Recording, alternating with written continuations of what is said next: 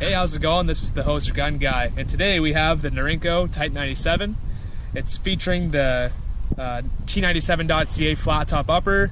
It's got a Nikon P223 scope, and it seems to be working pretty well. It's chambered in 5.56 by 45. It's basically the Americanized version of the Chinese rifle they use in the army now.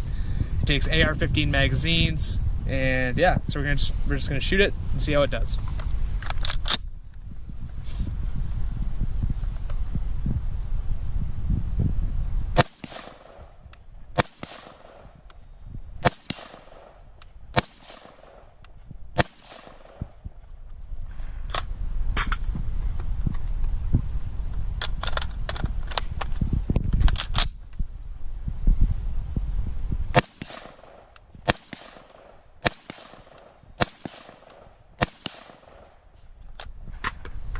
And to finish it off, we have a LAR-15 pistol magazine, so this can legally hold 10 rounds.